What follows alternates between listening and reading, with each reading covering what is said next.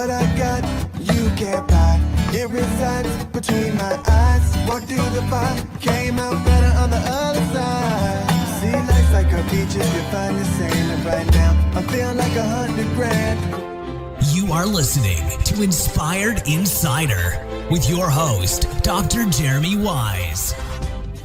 Dr. Jeremy Weisz here, founder of InspiredInsider.com, where I talk with inspirational entrepreneurs and leaders. I'm here with Jim Schleckser of the Inc. Project.com. I'm going to, formally introduce Jim in a second. Jim, I always like to mention other episodes people should check out on the podcast. And one of the most interesting ones is I had the co-founder of Pixar on. He talked of some Steve Jobs stories, some George Lucas stories. Amazing. He came out with a book, L.V. Ray Smith. And check that out. I had Todd Taskey on, actually, who Jim knows personally. And big shout out to Todd for introducing Jim. And Todd helps sell agencies. And he has a Second Bite podcast. So some of the people that he helps sell the company, they actually make more money on the Second Bite. And so check that episode out in Todd Taskey's podcast. And Nick Aracco, amazing guy. He's got a network of CHROs, CFOs, and which complements Jim's company with the Inc. CEO Project, which we'll talk about also. So check that out. He has some amazing advice for companies there. This episode is brought to you by Rise 25. At Rise 25, we help businesses give to and connect to their Dream 100 relationships. And we do that by helping you run your podcast. For me, Jim, over a decade, I found no better way to give to my relationships than to profile the people and the companies I admire in my podcast. The number one thing in my life is relationships, and I always want to give to them. And a podcast is a platform that you can shout from the rooftops what that person is doing in their thought leadership. So if you thought about starting a podcast, you should. And if you have questions, go to rise25.com and we're happy to answer them. Both John and I have been doing it for over a decade, which in dog years is a long time, podcast years. So check it out. I am excited to introduce Jim Schleckser. He helps leaders grow their companies by helping them open their point of constraint, which is the kink in the hose. If you checked out his LinkedIn profile, you'll know exactly what I'm talking about. You can visualize that as a leader. What is the kink that is stopping the flow? And he most recently ran a technology business valued at $1.6 billion. He's done business in 40 countries. And he's the author of 2 best-selling books, Professional Drinking, which is not what you think it's about, and Great CEOs Are Lazy, which I listen to. It's fantastic. It's a must listen to. And he has run IncCEOProject.com for over 17 years. Jim, thanks for joining me. Well, thank you for having me, Jeremy. I'm a little intimidated. I don't have any Steve Jobs stories, but I'll do my best. You have, I'm sure, a lot of great stories itself. And I want to get into the book a little bit. Great CEOs Are Lazy. And one of my favorite books is The Goal, which you talk about in the book too. And I just want to start with effective CEOs. And what do effective CEOs do differently? Yeah, effective. And we really built this model. I had read The Goal years ago and all of Goldrat's stuff, actually, but he never really fully deployed it to the concept of the system of a business. He had elements of it, but he never put it all together. And what I found as I was interviewing CEOs, and I probably interviewed 2,500 CEOs over time, is that there's a real distinct difference between how they spend their time in the business and the outcome that they get. And so the ones that were really performing at a very high level were working, 40, 50 hours a week, like normal. And the guys that were completely out of control were working like 80. And it was an early question in our interview process. And I said, well, what's the difference between these two groups? One guy's busting his hump and the other isn't. And yet the one that's not working that hard is getting a better outcome. So why? And the answer is it lies in Goldrat. It lies in the point of constraint. The really good CEOs, the effective CEOs, do 2 things. They find the kink and they fix it. And then they go, all right, let me relook at it and find it. And the analogy of garden hose is appropriate here. If you have a garden hose and I'm trying to get flow rate out the end, water, and it kinks, you can do work anywhere on that hose, but the only place that the work is useful, effective work, is at the kink. Same thing's true in your business. Somewhere in your business, there is a kink, a point of constraint that stops you from getting the revenue you want, serving the people you want, getting the relationships you want, making the profit you want. Depends on what it is. And your job as a leader is find the kink and fix it. And everything else you do is non-value added. And so the smart ones go, well, since it's non-value added, I'll spend almost no time on it, and I'll spend most of my time on that. Do you find that some of the CEOs have a hard time delegating? Like what's causing them to not look at the kinks? Is it just the awareness, or are there other things that are causing them not to be able to focus in on that? Yeah. So there's two questions inside there. One is the kink and the awareness of it. And what we find in our conversations that about half the CEOs know where the kink in their business is. So half don't think like this. This is not their mental model.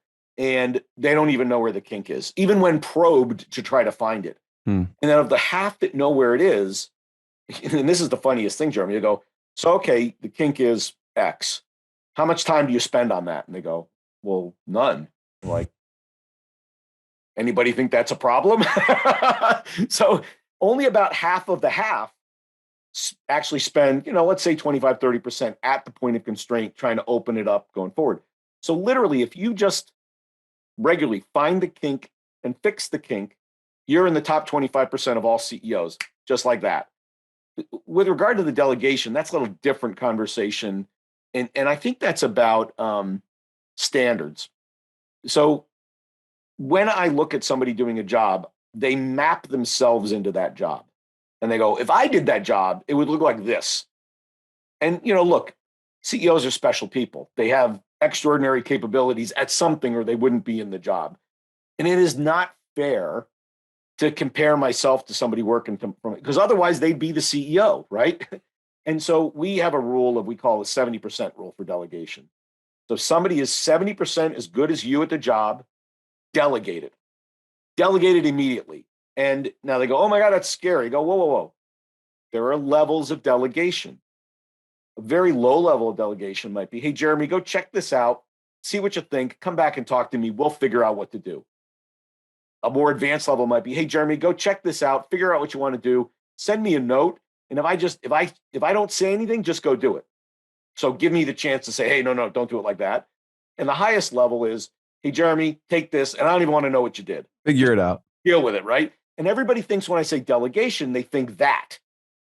But no. There are like training wheels and like tricycle. There's levels of delegation. And so 70% to a low level of delegation gets it off my plate and saves me a ton of time. But it's not all the way to I'll never see it again, which scares a lot of CEOs. So I think delegation sits in the I'm afraid of handing it off. They're not as good as I am. So set the standard 70, and that enables you to give it at least the beginning level and over time to higher levels of delegation. Jim, I like how you unpacked, you kind of have two different camps. Like one is they know where the kink is, and one is they don't know where the kink is. Yeah. And without naming names or companies, is there a person or company you could think of where they said, Jim, I don't know where the kink is? And how did you walk them through the thought process of finding that kink? Yeah, and I talk in the book about how some questions to ask to find the kink, but I'll give you the example. I talk in the book about 5 hats, and this isn't in the book. This is sort of bonus material that you're about to get. So my thinking is advanced. And there's 2 hats, which I call player and learner or analyst. And it turns out that player and analyst or learner are the find the kink hats to wear. So when I want to figure out where the kink is, I need to either go into player mode or learner mode to find it. So the example is we had a CEO that had a cake manufacturing business up in Canada, and he wasn't getting the throughput he wanted off his factory floor. He knew that, but he didn't know why. So he went down and he worked on the floor for a couple of days and talked to people and went into player mode and learner mode. He was doing both, right? And by the end of the week, he knew where the problem was, right? And he knew how to fix it. So he goes back to his office and begins to fix the kink with some other hats that we can talk about later. So, a lot of CEOs go into player mode, like to go get a sale, right?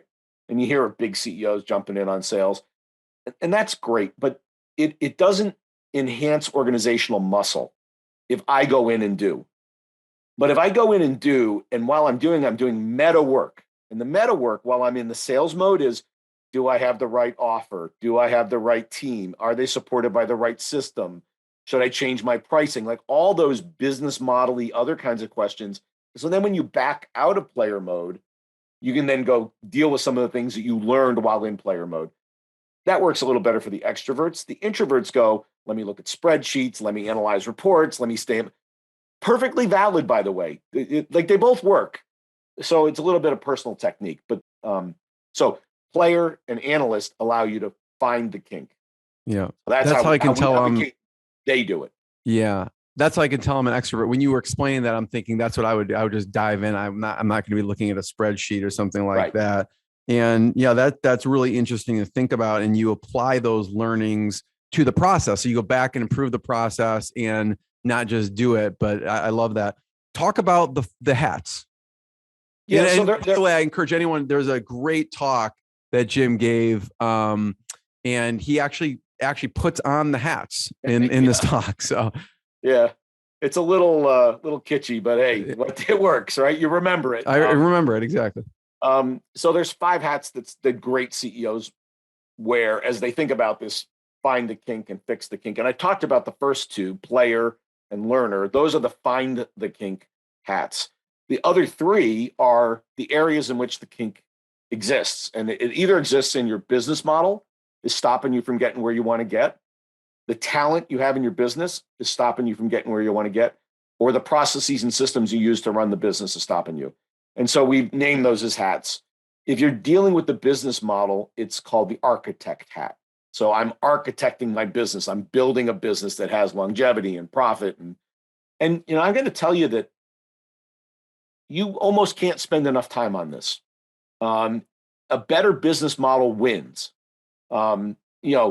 Netflix in the early days of Blockbuster, just to pick on, like, it was just a better business model. You'd be insane to continue working with Blockbuster after you've learned about the Netflix business model. And so they came up with a better, and they just dominated the industry. And you've seen that time and time again. They come up with a better model and they win.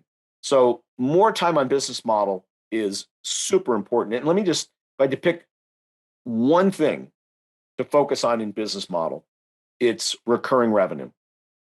You cannot have enough recurring revenue in your business. It is easier to finance. It's easier to grow. It's easier to manage. And when you sell it, you're going to make a lot more money on your business. And I can get into why, but recurring revenue is the number one business model thing while you're in architect hat that you can imagine. The second one is coach. And coach is all about talent. This is get the right people on the team, coach the people that are on the team. If people's not performing, then get them off the team or move them to a different position. All about talent, all in. And once again, you've heard some stuff about get the right people on the bus and all that jazz. That's all in the talent space. And then the third is processes and systems. And when we talk about processes and systems, there are 3 elements that we think about in processes and systems. One is your values, which helps people, and come back to why that's important. Your SOPs, your standard operating procedures, are how we do things. You could almost think about SOPs as human software. How are humans supposed to work to respond in a particular defined scenario? And then IT.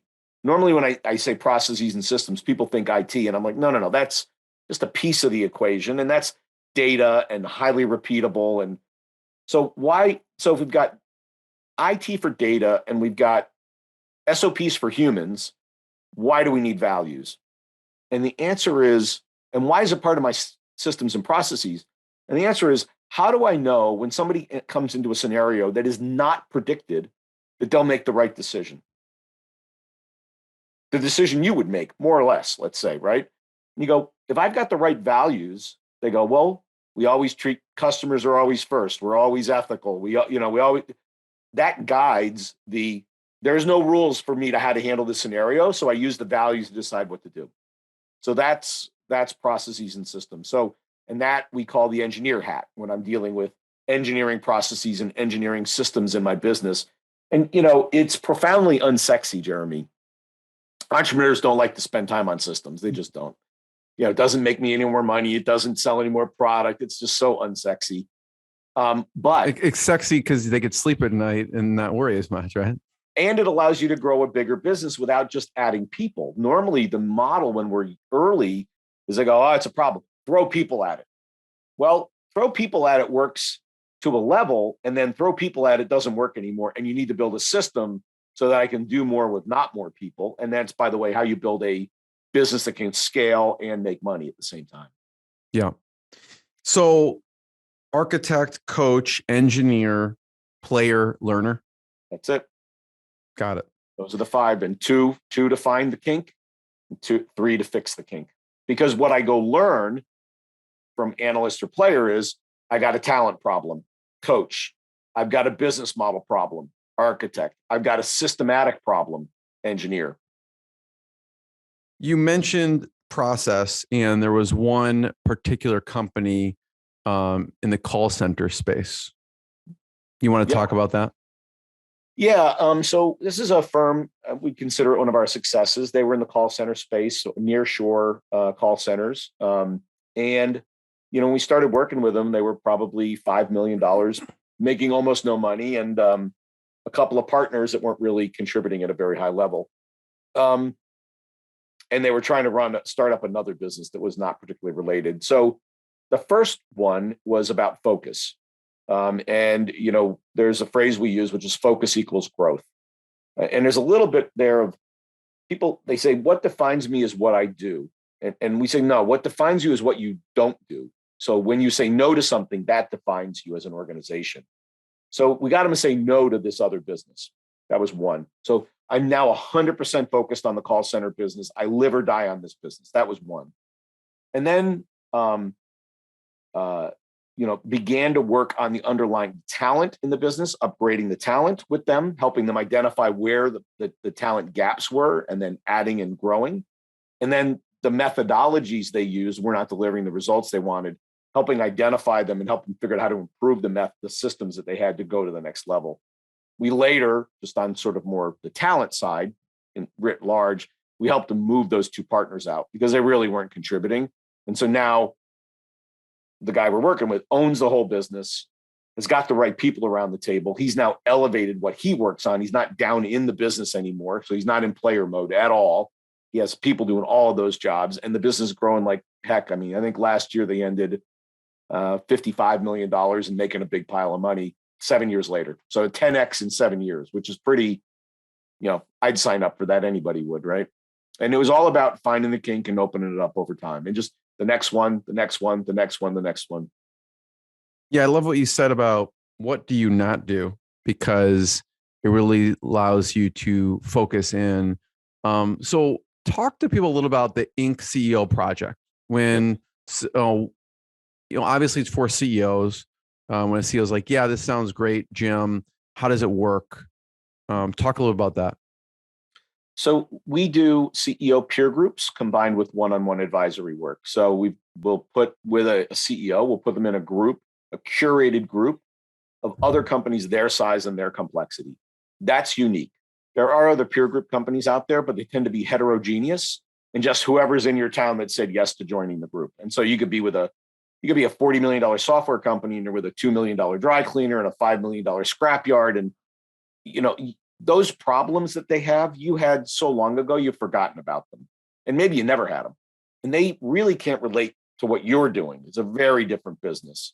So we try to build a curated CEO peer group, right? Same size, same complexity, that will understand and be able to help you with the business. Non-competitive though. So that's one.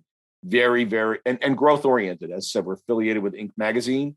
So we're growth oriented. That's where we specialize.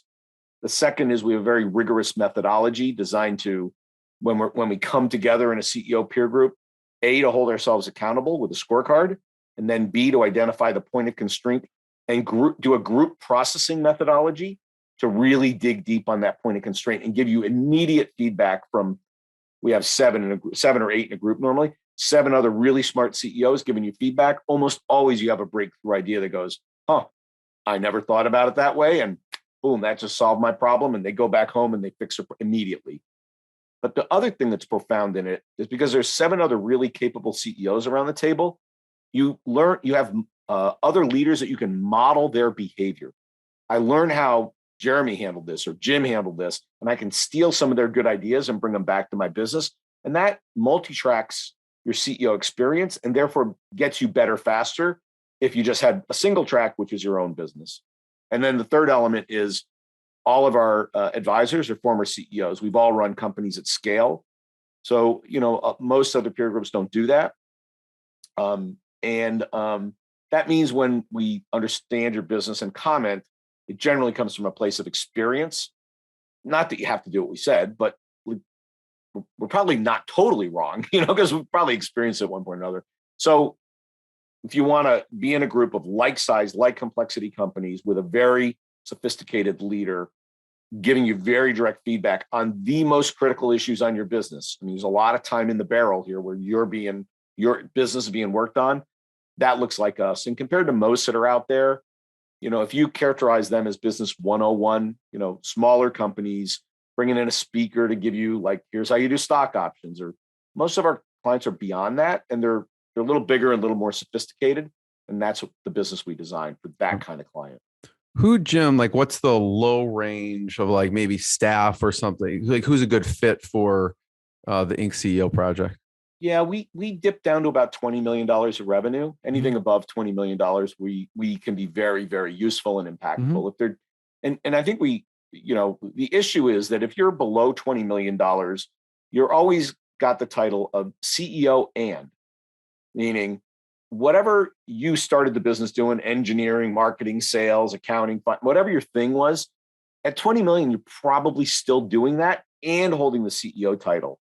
And so the first thing we usually do is try to get you out of that functional role and just doing the CEO job. But if you're at $5 million and I go, okay, we're going to move you out of the sales role, you go, tell me how that works because I got nobody else, right? And so I can't help that individual as much as I can somebody who's ready for that transition. And then we help them really become a super effective CEO as they go 20, 40, 60, like the guy I talked about. Yeah, I've not seen any better way to have breakthroughs than to be in a group of like-minded people. Not only, like you said, modeling, looking at what people are doing, but like just people see blind spots that are so obvious to them that is people are too much in it to even see some of the stuff I find. One of the funniest pieces of feedback we had was there's one guy who was as random as a human being can be, right? He was all over the map as a CEO. And he was giving feedback to another CEO, goes, Bob, you got to focus, man. You got to pick one thing and really work on it. And I go, do you hear yourself talking here? But you're right. It's easy to see it in other people. And sometimes we can't see it in ourselves. There was another situation, Jim, government IT company. Yeah. And this one's all about business model. We really help them transform their business model. This was a highly transactional government IT business selling hardware and so forth and software. So they'd make a little margin as they sold it across, about $150 million, making $1 million or $2 million bucks. Not a lot of money for an awful lot of effort, frankly. And over a number of years, we're able to help him transform that business by modifications of the business model. And frankly, when you change the business model, sometimes you need to change the people as well. So some people changed as a consequence of the business model changes. Flash forward, it's about a decade, but he's now just a little bit bigger in revenue. And it's all about changing the business model, maybe $200 million of revenue, but he probably makes $65 million a year. So dramatic, just change the guy's Huge life, difference. change the life of everybody in the company. And as I said, you can't spend too much time on business model. He really didn't. That's the only thing he changed. Now, all the ripple from that change occurred, about the systems need to change and the talent need to change a bit. Now, I was actually just yesterday talking to a CEO about moving from a very transactional sale to more of a relational sale. And he's like, oh, this is great. I can grow my relationship with my customers. I can solve real problems. And I go, all good, except you're probably gonna have to fire all your salespeople. That's what are you talking about? I said, if you're a transactional salesperson, some can make the change to being a relational, solutions-oriented salesperson. Some can't. And that's what I mean by a fundamental change in strategy sometimes means a change in the people that have to be in the business. When you differentiate those, is that in the follow-up afterwards, or what, are they selling something a little bit different when you talk about the transactional versus the relational sale? Is there an example that would be, okay, here's how the transactional type of sale would go, and then is the product the same, or is the product offering a little bit different in that situation? Yeah. So I'll talk about him in a minute, but there are really three bases of competition that are available to you. And this goes back, I didn't come up with this, and I'm struggling to remember the name of who did, but it's not Porter. But you can either be, it might be Porter actually. You can either be a cost competitor, you can be the cheapest, but you need scale to be the cost competitor. Southwest is a cost competitor. Right? Mm-hmm. Every plane's the same. The flight attendants start cleaning the plane before you get off it. That's all to get the plane back in the air as fast as they can, making money. You can be a customer intimate competitor, meaning I wrap myself around the customer in a way that I will solve any problem they have, any pain point they have. I want to make it go away. And I am burrowed into those customers. Nipro is an example of that. Ritz-Carlton's an example of that. And then there's an innovation competitor. We've always got the cool stuff. We've always got the leading edge. If you want the latest, coolest, most innovative product, you come to us. That's Apple, that's 3M, that's, and those are the guys spending 20% of revenue on R&D. Right? That's what you have to do to be that kind of competitor. So this particular guy I was talking to was in steel distribution, and a very cost-driven market. Like, you make very thin margins, and he had grown it to a very large size. It's like, I'm a little worried about where the business I'm in is going, and this cost-based competition that I'm in, I'm not the biggest. I don't think I can win long term. He was right. So his idea, I said, I need to wrap myself around the customer and sell them kind of everything that they do, but not only help them with what they buy in, and it's mostly materials, but help them dispose of those materials, because right now they just sell them and it's your problem. But they do need to get rid of some of that stuff. And he said, I'm going to wrap myself around. I'll help them get what they need and help get rid of what they don't need. And I'm going to solve the problem for my customers in a significant way. Well, that's a whole different basis of competition. That's going to a competitor and saying, or customer and saying, hey, help me understand where your pain points are. Help me understand a problem you can't get solved, and let me help you solve it. What's beautiful about that is if you've got a problem that's costing you $50 million a year, and I can solve it for 25, you go, awesome, make it go away. I just saved $25 million, right? Now, what it cost me to do that is irrelevant. It's no longer cost-based competition, right? Versus, I bought steel from you. I know the market price of steel. I'll let you make 5%. And why would I make you make more? Because I can buy it from the next guy for the same price. And so the whole idea of moving to relational selling changes his profit, changes his model. But a guy that's used to, hey, Bob, I got steel. It's $10 a pet. Blah, blah, blah. Hey, Bob, New York, sell. Chicago, buy. If I say, go talk to them, understand their problems, some can make the transition and some can't. So that's what I mean by. I love that. Yeah, because it's almost taking a commodity. Like, a lot of people can be viewed as a commodity. Even services can be viewed as a commodity, and becoming not a transactional, but relational. I love that. And look, Jeremy, you're a relational sales organization, right? You go, look, this particular problem, if you've got it, we know how to solve it better than you do, way better than you do. And so work with us, because it's better, cheaper, faster, higher value than any other option that you might have around. That's not a cost-based sale. That's a relational sale. That's a customer intimacy sale. Totally. Yeah. I want to dig deep on the business model piece, because you're like, that's the number one thing. You talk about this in the book too. And one of the things you talk about is subscription. You kind of compared, I think it was like Ford to Netflix and their revenue, but what their actual value is because of that. So I want to dig deeper on that. And if there's any other things people should be thinking about outside of just subscription when they're thinking of business model. Yeah, certainly. And those numbers have probably changed, because I wrote the book a few years ago, but at the time, the concept's the same. Ford was selling for, 75%. The full enterprise value of Ford was about 75 cents on the dollar for every dollar of revenue in a transactional model. Sell a car, see you in 7 years, we'll sell you another car maybe, as opposed to Netflix, which is a subscription model. And they were selling for sort of 7 times revenue.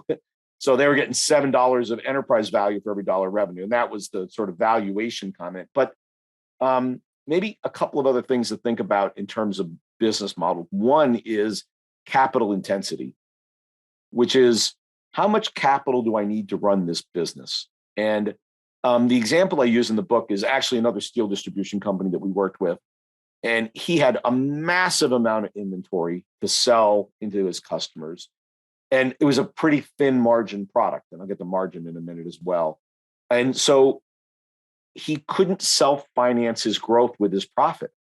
In other words, every time he went and got another whack of growth, $50 million, $100 million, he needed to go buy $25 million of inventory to support that $50 million of growth, which meant he had to go out to the market to raise debt or equity.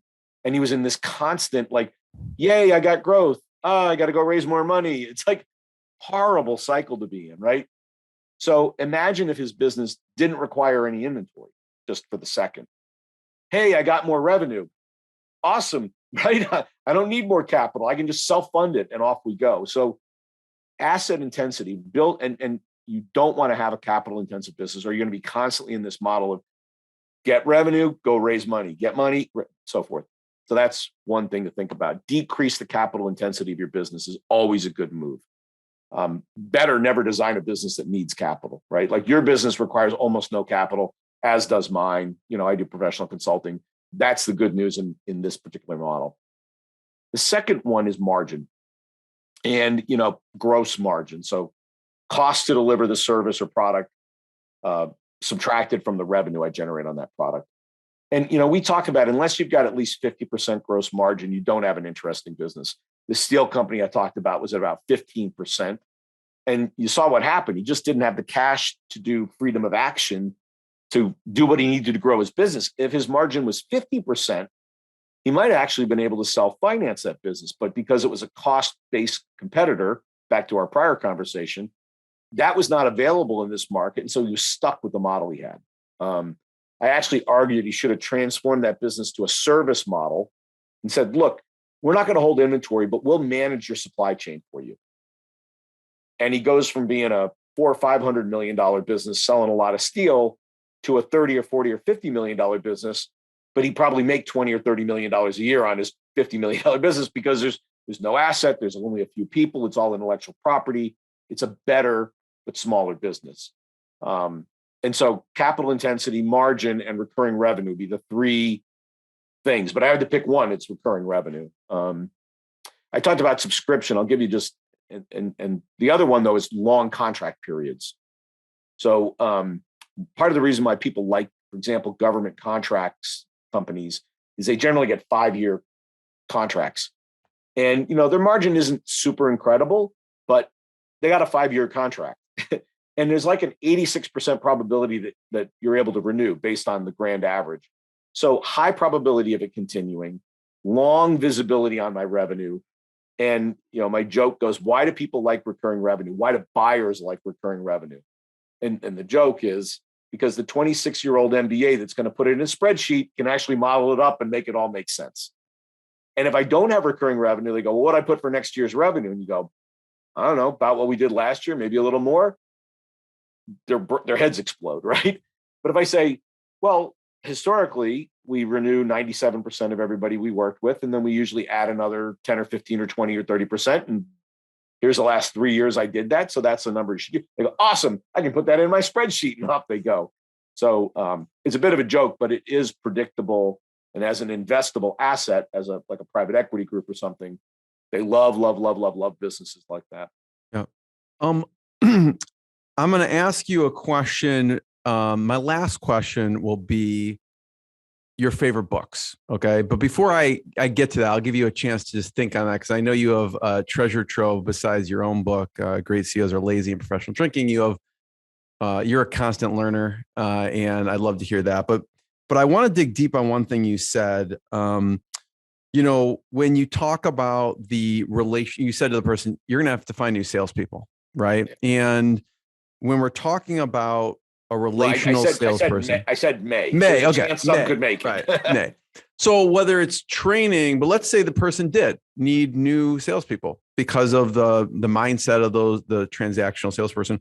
What are some of the characteristics you would tell that person to look for in that relational salesperson when they're hiring a new team? And by the way, I would try to keep the people I had first, because it's the devil, So can we educate them? Can we move them?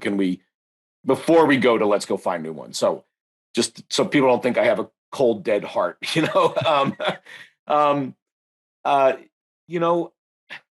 There's a book that we recommend called Who. It's by G.H. Smart, and he wrote Top Grading as well. Actually, the father wrote Top Grading. This is by the son.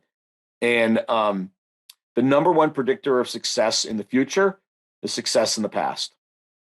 And so if I was looking for somebody who knew how to who was going to be a relational salesperson, a solutions-oriented salesperson, I would look for people, hang on to your hat, who had been previously successful as solutions-oriented salespeople. So I would not look for the traditional transactional salespeople and hope I found the golden unicorn that I could turn into one. I go, forget it. I'll just find somebody who's done this and knows how to do it, because the probability they'll be successful is higher than any other option I would have. That sounds stupid simple, but I use this line when I talk about, how do you build a culture? You build people that work in the culture. When you fly on Southwest, everybody's kind of happy and likes people. You know why? Because they hire people that are happy and like people. It's like really simple. Like there's no corporate policy manual saying you will like people. Like I just hire people that like Hire to people. your values. That's it. Same exact thing here. I want a relational salesperson. I want a solutions-oriented win-win salesperson. I hire somebody with that mentality. Love it. That goes in, you transition perfectly into books. Top Grading, a big shout out to Chris Marceau, who I know, who is CEO at Top Grading. He actually doesn't live too far from me. Yeah, and they have a great podcast, so check it out.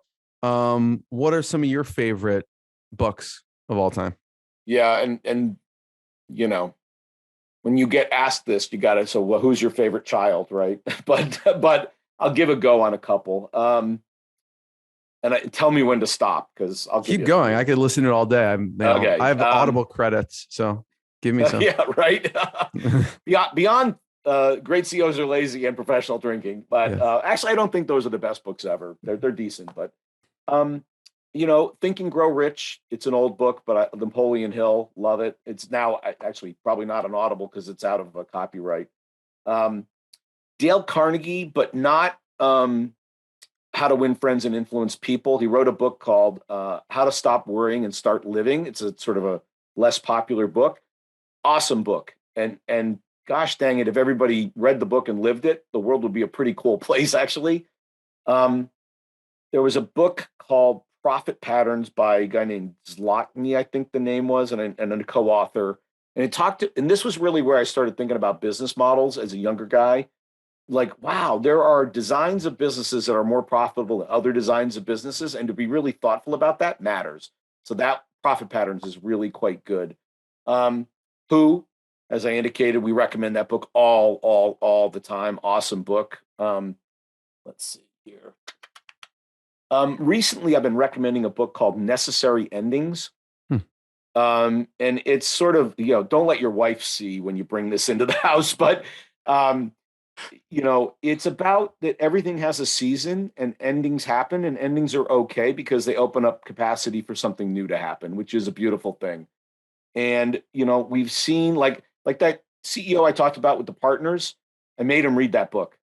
He came back from reading that book and he goes, all right, let's get this done. It just changes. And that's happened more than one time. It makes it okay to end something, which is sometimes you need to hear that. That's a really powerful book. And then I'll just pick on one. Like I said, I could go forever on this, but Radical Candor is another good book. And I'm struggling to remember the woman's name who wrote it. Kim Scott, maybe. It talks about the idea that classic consulting grid, right, of directness and compassion. And if I'm highly direct with no compassion, I'm a jerk, right? Not being direct is it's like ambivalence, right? I tell people when I give you feedback, I give it to you because I love you, because the opposite of love is not hate, it's ambivalence. And so not giving people feedback is like abusive, to not tell them they're not doing well. So the golden spot, according to her, is radical candor, which is directness from a place of compassion.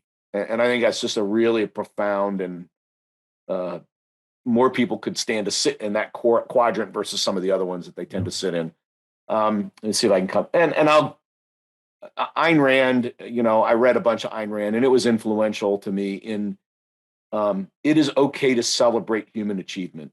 I don't buy everything Ayn Rand said, but the idea that humans and their creative ability are super profound and appropriate to be celebrated and the collective, I'm not all the way with her, but the collective has its issues. And some of the things I see in current politics echo some Randian stuff. So, but that's been an influential book as well. So I'll stop. I can keep going. I love it. I'm a big reader. So I love it. No, I love this. And just thank you. Thanks for sharing all of your knowledge and wisdom. And I want to encourage people to go to IncCEOproject.com. That's INCCEOproject.com. Are there any other places online we should point people towards to check out? Yeah, you can find us on LinkedIn. We're a lot of business people. We have a group that's pretty active, or you just follow me or follow our organization. You'll get some of our content. I do have a column on Inc.com that publishes every Tuesday morning. I've been doing that for about 8 years, so there's hundreds of articles. And then if you're if you're a Twitter person, Inc. CEO Project on Twitter, you can follow us there, and we put most of our stuff out there as well. Love it. I want to be the first one, Jim. Thank you. Thanks, everyone, and keep watching. Thank you. What I got, you can't buy. It resides between my eyes. Walked through the fire, came out better on the other side. See, life's like a beach if you find the sailing right now. I feel like $100 grand.